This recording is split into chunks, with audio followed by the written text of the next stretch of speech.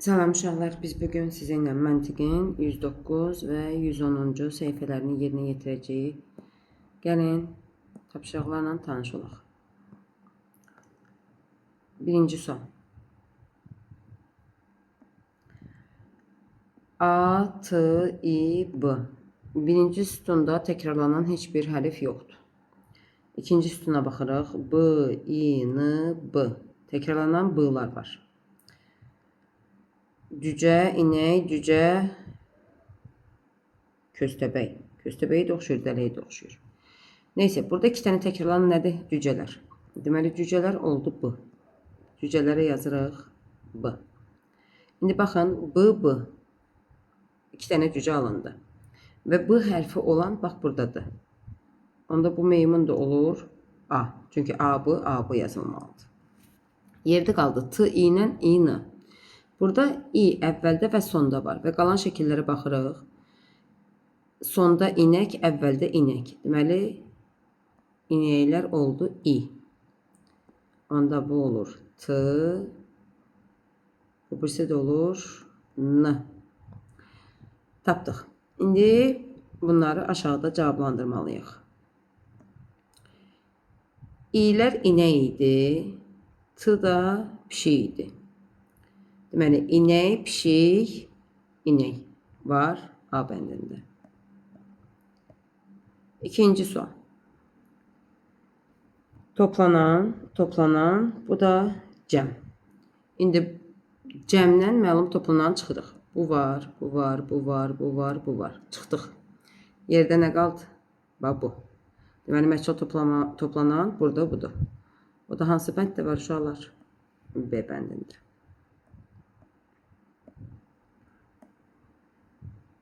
Deməli, quş, kirpi, dovşan, 3.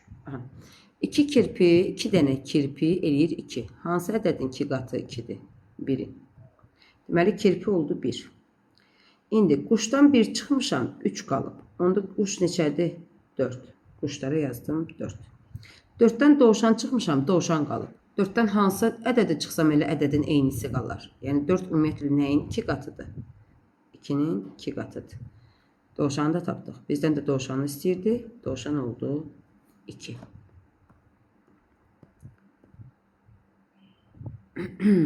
Dördüncü sual. 4 bucaqdırsa 4 yazırıq. 3 bucaqdırsa 3. 5 bucağa 5. 4 bucaq 4. 3 bucaq 3. 5 bucaq 5. 4 bucaq 4. A ilə B-ni istəyir və sonra A ilə B-ni aşağıda tapmalıyıq. 12 üstünə 4 eləyir 16. 16-dan 3 çıxırıq 13. Düzgün gəldi. 13-ün üstünə 5. 18. 18-in üstünə 4. 22. 22-dən 3 çıxırıq 19. A oldu 19. 19-un üstünə 5. 24. 24-ün üstünə 4. 28. B də oldu 28. Deməli, A 19, B 28 var D bəndində. 5-ci sual. 7, 2, 4, 5 olub. 9, 3, 4, 8 olub. 6, 3, 3, 6 olub. 6, 9, 8 neçə olacaq? İndi baxın. 7 üstünə 2 gəlsək, eləyir 9. 9-dan 4-ünü çıxırıq 5. 9-un üstünə 3. 12. 12-dən 4 çıxırıq 8. 6-nın üstünə 3.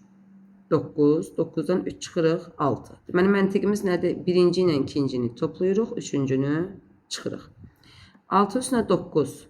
15. 15-dən 8 çıxırıq. O da eləyir 7. Yenə fiqurların sayına baxırıq. 3, o da 4. 7. 4, o da 4. 8. 3, 3. 6. 4, 3. 7. İndi buradakı fiquru da özümüz tapmalıyıq. Və bunlar hamısı artıb. 3-ün üstünə 7-ni gəlsək 10 eləyir. 3 üstünə 7, 10. 10-un üstünə 8, 18. 18-in üstünə 6, 24. 24-ün üstünə 7, 31. İndi 31-in üstünə neçə gələndə 42 eləyir. Tapmaq üçün 42-dən 31 çıxırıq uşaqlar. 2-dən 1, 1, 4-dən 3, 1. Deməli, burada olmalıdır 11. Düşək aşağıda baxaq görək 11 harda var. 6 o da 3. 9. 5 o da 6. 11. Elə buradadır. 3 o da 4. 7. 4 o da 6. 10. Düzgün cevabımız oldu. B bəndi. Cədvəl ayırdıq. Məntiqimiz çıxmadı. Deməli, əvvəlcə ağ topu tapmalıyıq. 24-dən 21 çıxıb eləyib 3. Deməli, yuxarı hissədən sol hissəni çıxmalıyıq. İndi ağ topdan 21 çıxmışam, 13 qalıb. Ağ topu tapmaq üçün 21 ilə 13-ü toplayırıq. 21 ilə 13-ü toplayırıq. 1-in üstünə 3, 4, 2-in üstünə 1, 3. Elədi 34. Deməli, ağ topumuz 34-dür. İndi bura baxırıq. 24-dən yaşıl puzzle çıxmışıq, 12 qalıb. 24-dən neçə çıxan da 12 qalır. 12. Yaşıl puzzle'da oldu 12. İndi bu qırmızı topu tapa bilirik. Yuxarısı 34'dür, solu 12'dir. 34'dən çıxırıq 12'ni. 34'dən çıxırıq 12'ni. 4'dən 2, 2, 3'dən də 1, 2. Elədi 22. Deməli, yaşıl top 22'dir.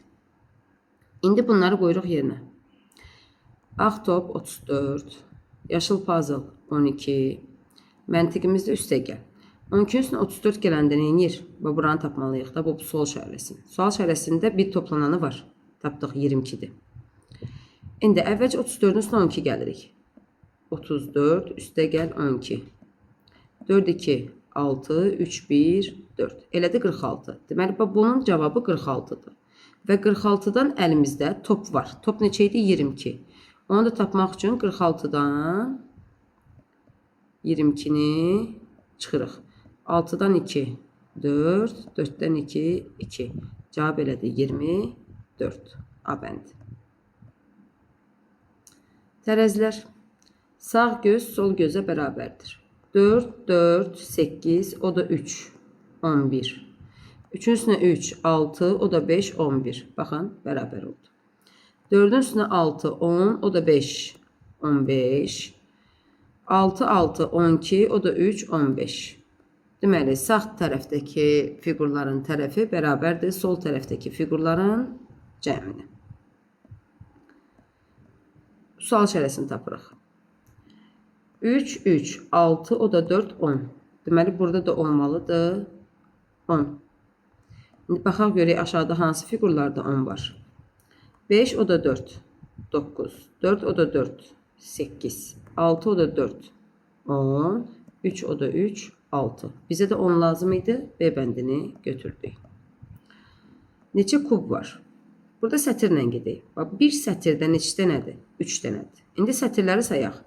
1, 2, 3, 4, 5, 6, 7, 8, 9. 9 dənə sətir var. Yəni 9 dənə 3 var. 9'u vururuq 3'ə. Neçə eləyir? 27. Burada karandaşların üstten görünüşünü istəyir. Bax, göydür, göyün yanlarında qırmızı ilə yaşıldır, göyün qarşı tərəfində 2 sarıdır. Hansı bənddə verilib bu? Göyün qarşı tərəfində 2 sarı, sağında solunda yaşıl. B bəndində. Bax, bu göy, sağı solu yaşıl, qarşı tərəfi sarı.